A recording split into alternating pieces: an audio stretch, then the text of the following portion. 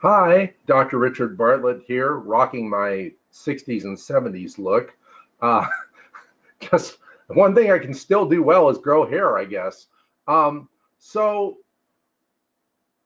there's, I just taught a seminar in Asheville, North Carolina. It was a small seminar, um, teaching these principles I call Holo-SETS and MED. And I've been working with MED for over 30 years now, I think.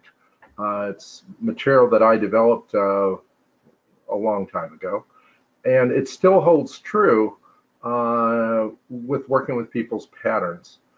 I've emphasized over the years in matrix energetics and elsewhere that working with patterns rather than persons, and certainly working with patterns rather than conditions and diseases, is a very useful way to go because you can disassociate yourself from the story around a condition.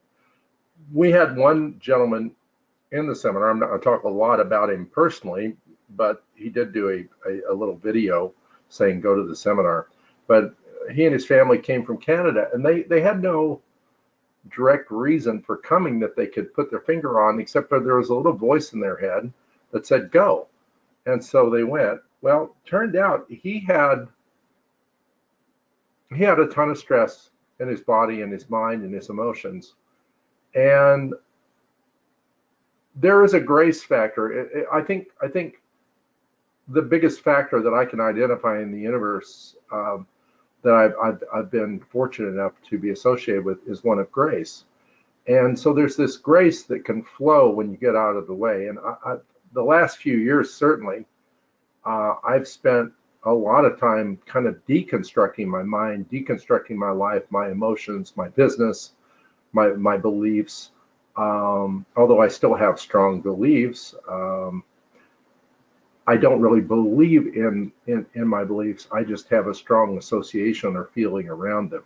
So if you can let go a little bit of the reins and again see conditions as patterns and seeing not personalities and not conditions and not problems, and not solutions to problems, but begin to see flow. Something I talk about a lot and something I've been really attempting to embrace. It's like this gentleman just showing up. He told me later that, or he didn't tell me, he told one of the people that I've worked with, James, that he had been in so much pain, both emotionally and mentally and physically, that there was a part of him that contemplated not being here every day and how that would somehow be better, which, by the way, I don't think it would.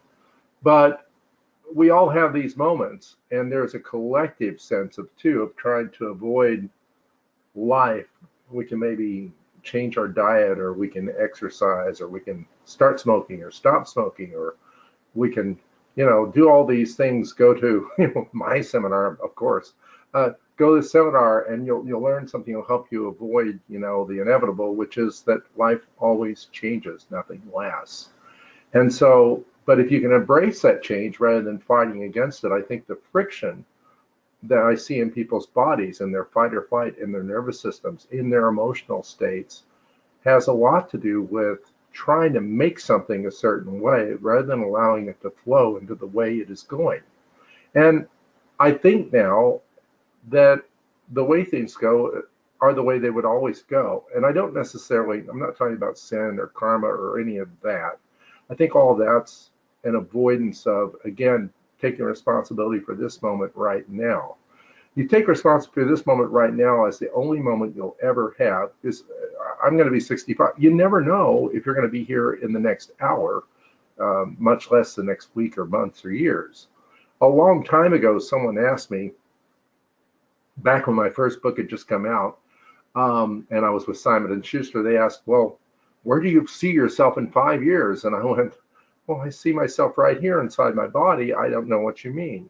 I didn't have a plan. I like the Joker, he says, he thought you had a plan. I just turn your little plans on themselves. Well, that's what life does. Life is indescribable and beautiful and unpredictable. And the beauty of it is that things are always changing. And trying to hold on to any particular state and to stop that progress, even if it doesn't feel good, is where a lot of our tension comes from. If we could just let go, I've noticed that if you're in the water and if you lay on your back and you're trying to float, but you're nervous or you're tense, you'll sink. But if you can really let go and you can relax and just float, then you will stay on top of the water and you'll float effortlessly.